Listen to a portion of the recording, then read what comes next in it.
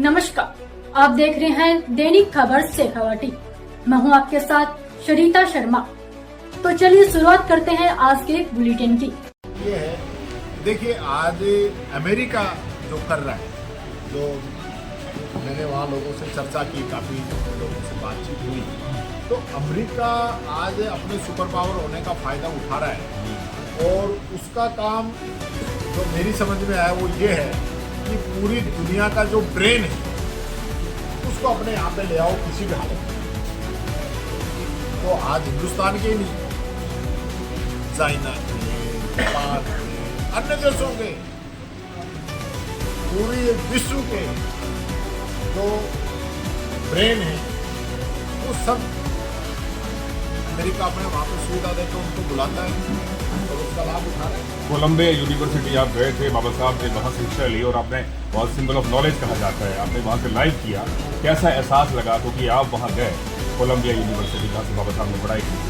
देखिए मेरे लिए बड़ा भावुक क्षण था।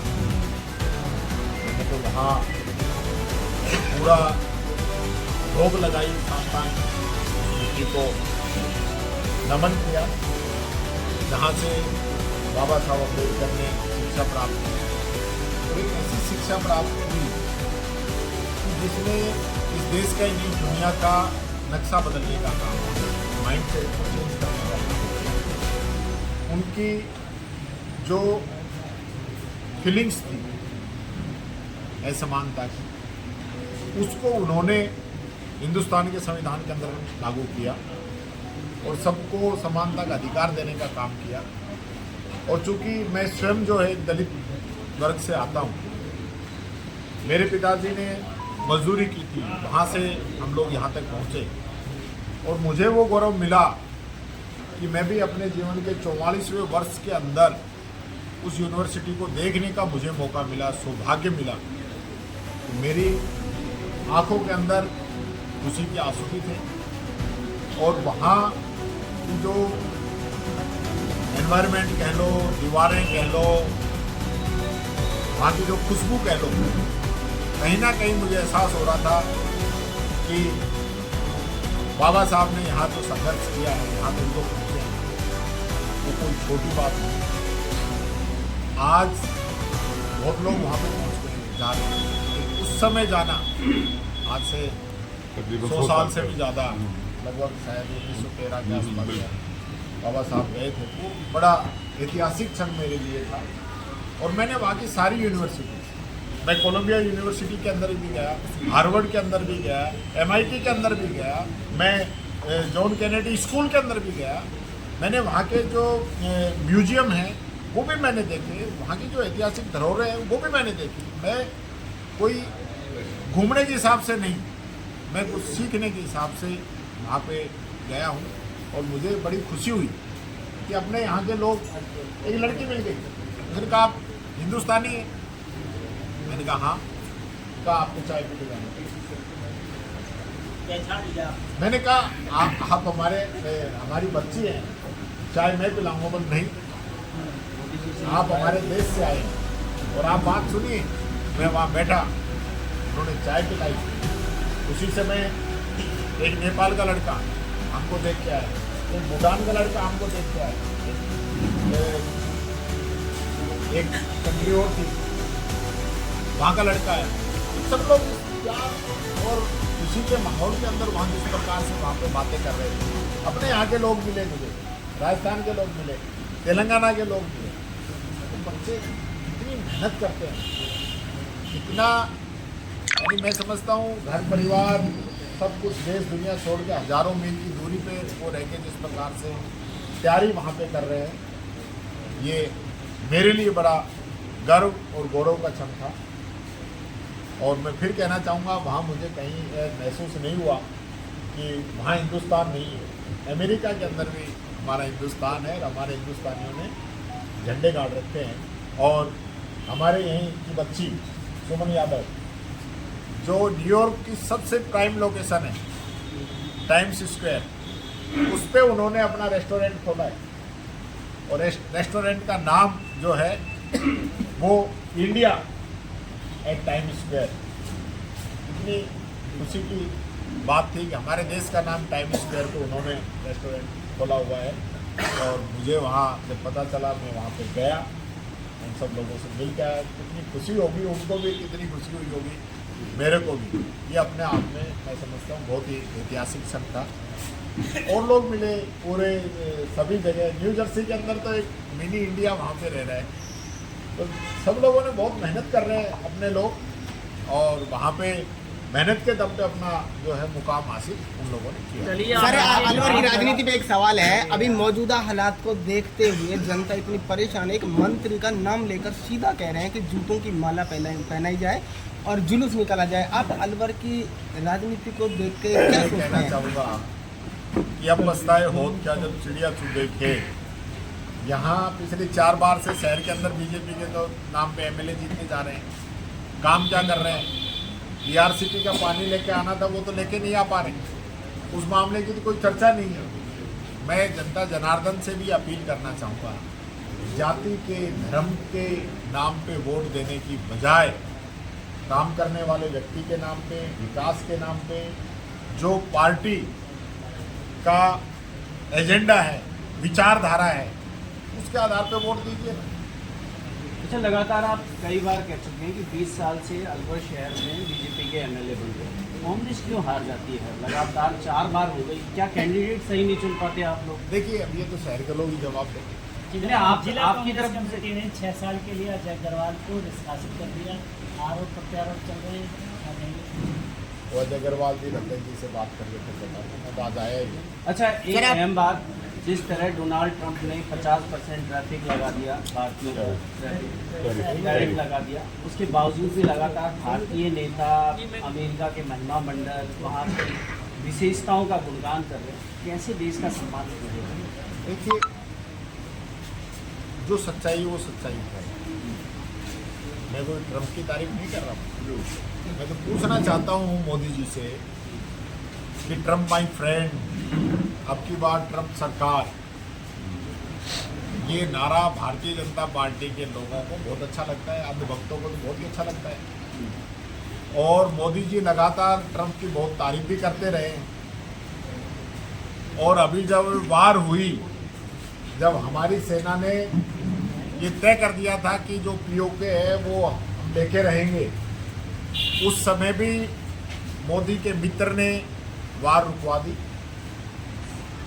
मोदी जी अब तक ये कह नहीं पा रहे हैं कि वार किसके कहने से रुकी है। और ट्रंप साहब अभी तक 29 बार कह चुके हैं कि वार मैंने रुकवाई है। ये तो बीजेपी वालों से पूछो।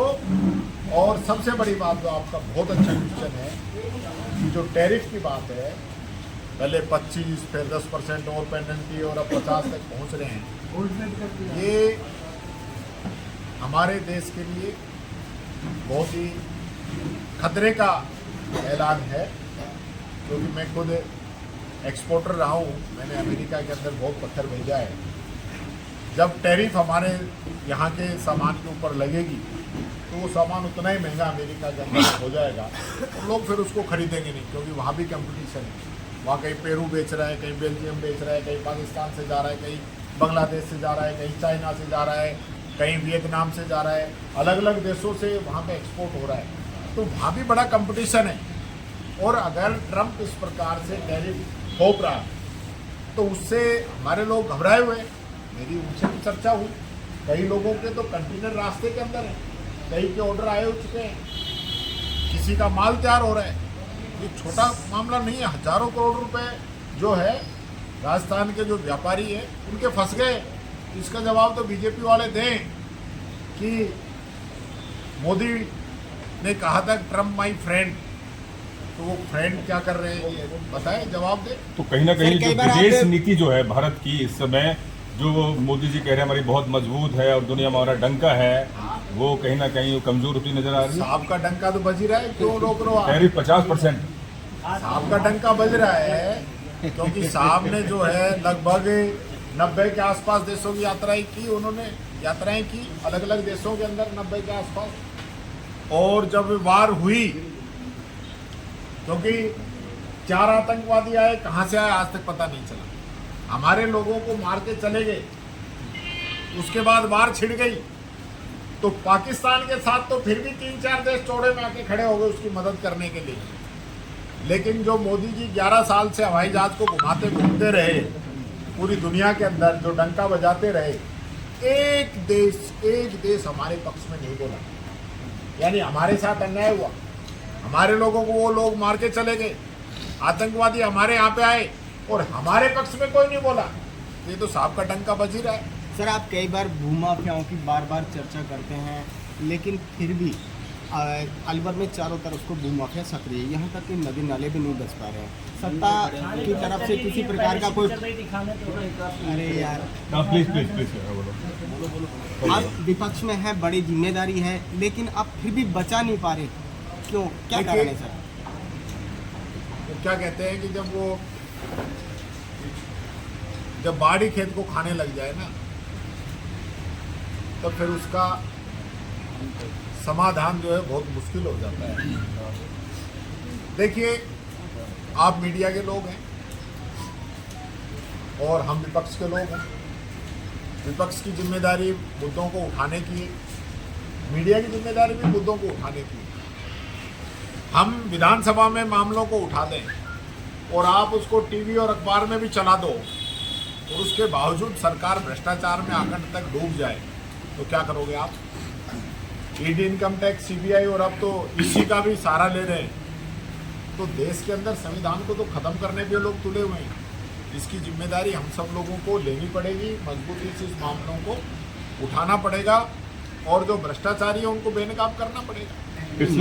लेकिन कार्य तो रुकी नहीं ना।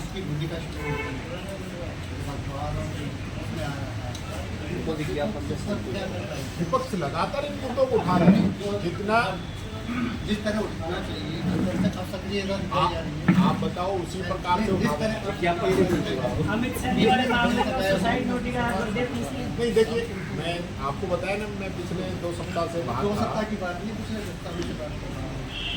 10 सालों से तो आप बताइए, हमारे समय में कोई भूमाफिया इस प्रकार से पंपते हैं? आज ही कह रहे हैं ना, घटी घाटी के उधर तो सर जितनी भी भूमि है वो सारी की सारी बिना भूमि रूपांतरण के लोगों ने उस पर कन्वर्ट करके होटल बना लिए, स्विमिंग पूल बना लिए, तमाम तरह की बातें हुई। और सर जो ये बाघ विचरण क्षेत्र है उससे भी 1000 जो तय मापदंड है उसके अंदर भी बने हुए हैं। तो तकरीबन कार्रवाई होनी 40 से ज़्यादा नोटिस कांग्रेस सरकार में भी जारी हुए थे, उन पर कभी कोई कार्रवाई नहीं हुई। देखिए, पुराने समय में जो बनी और नोटिस हम लोगों ने जारी किए, ये नोटिस जारी हुए हैं तो उसमें कार्रवाई होनी चाहिए, चाहे हमारे समय में हो चाहे इनके समय में हो। उन लेकिन नोटिसों पे कोई कार्रवाई नहीं हुई, अधिकारी जो थे वो आज भी हैं, तो कैसे संभव है कार्रवाई? देखिए, ये बड़े बदलाव की जरूरत है। इसमें कुछ आप लोग बदलो, कुछ हम बदलते हैं, तभी पार पड़ेगी। पानी को लेकर पिछले दिनों बहुत गतिरोध रहा। जो सिलिशेट के आसपास के गाँव वालों ने एक बड़ा आंदोलन किया। शहर में संजय शर्मा कह रहे हैं कि हम एक बड़ा वहाँ पे 35 बोरिंग करवाएंगे, वहाँ विरोध रहा। इसको लेकर आपका क्या स्टैंड है? शहर में पानी नहीं आ रहा है रेगुलर, पानी तो कहीं भी नहीं आ रहा है। पानी तो पूरे जिले में आवश्यकता है और जहाँ आवश्यकता है वहाँ पानी आना भी चाहिए। सिलिशेट 35 बोरिंग की बात की। देखिए, मैं देखिए एक बात कहना चाहूँगा, मुद्दा ERCP के पानी का है। ये तो सिर्फ ध्यान भटकाने के लिए इस प्रकार का बीच में खेल इन लोगों के द्वारा किया जा रहा है, क्योंकि आज भी 300 बोरिंग चल रहे हैं शहर के अंदर।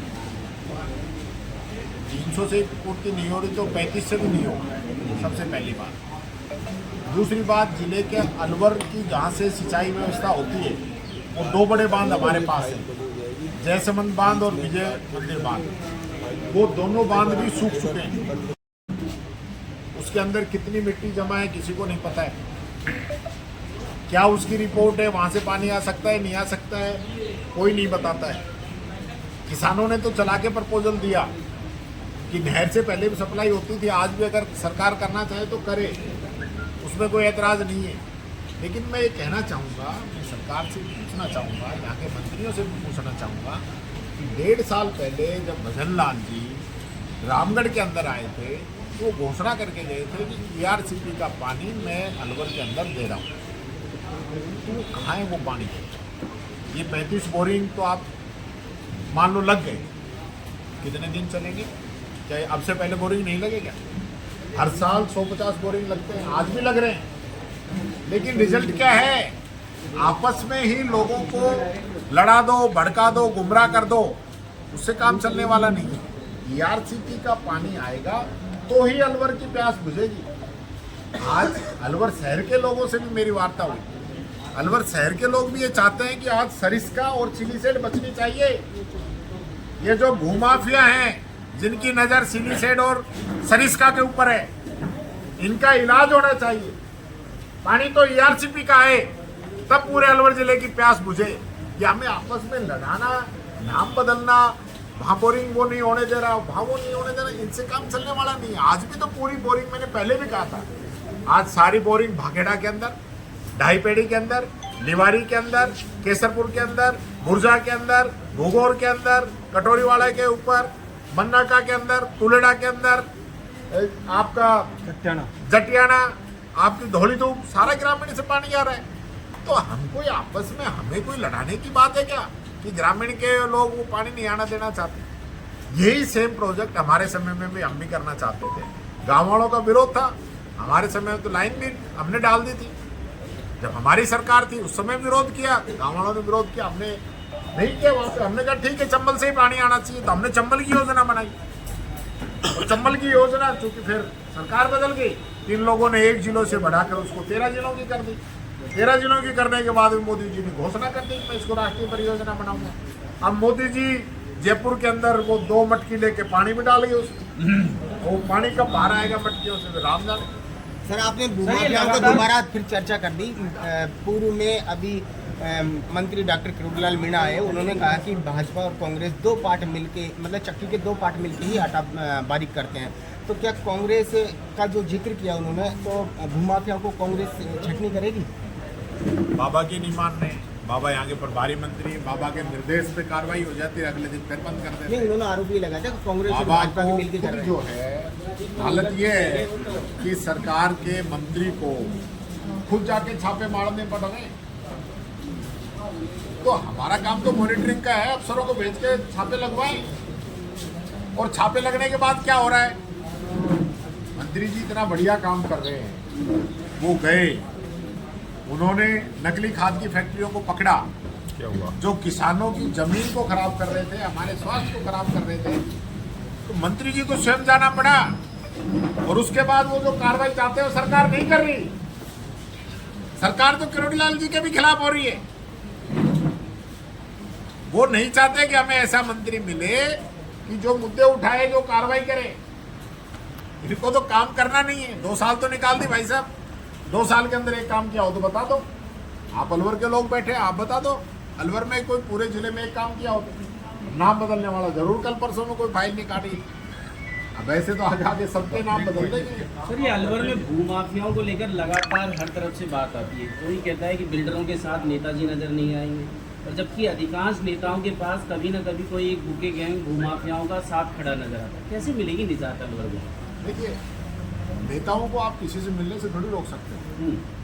संरक्षण रहता है बहुत सारे कोई नेताओं का। संरक्षण नहीं, जो भ्रष्ट लोग हैं वो संरक्षण करते हैं। कि जो फोटो यहाँ खिंचती है वही तहसील में दिखती है। देखिए, ये सिस्टम जो बीजेपी के अंदर चलता है, यहाँ तो टीकाराम जूली के दरवाजे खुले हैं। आपकी पर्सनल किसी से कोई बात है तो मैं जानता नहीं। मेरे यहाँ पे न किसी भूमाफिया को संरक्षण पहले था, न आज है, न आगे रहेगा। नहीं, ऐसा दोनों तरफ है। नहीं, गलत बात। 20 साल के अंदर मैंने कभी किसी को माफिया, किसी प्रकार के माफिया कोई संरक्षण नहीं दिया है। न मैं बेईमानों के साथ रहता हूँ, न बेईमानों को काम करता हूँ। ये लोग सारे बीजेपी से जुड़े हुए हैं, बीजेपी के लोग उनको सह देते हैं और वो मिली भगत करके ये लोग काम करते हैं।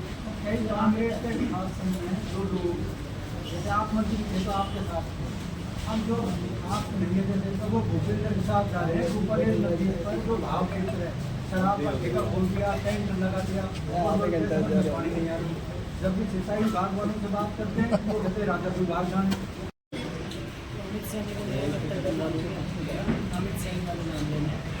अभी विधानसभा चल रही है, उस मामले को उठाएं, उस मामले को उठाएं। देखिए, ये अमित सैनी की जिस प्रकार से जो हत्या हुई, मैं तो हत्या ही कहना चाहूँगा, और हम लगातार इस मामले को उठा भी रहे हैं, हमारे पार्टी के लोग भी उठा रहे हैं। आदरणीय जितेंद्र सिंह जी ने इस मामले को उठाया है, हम स्वयं उनके घर भी गए थे।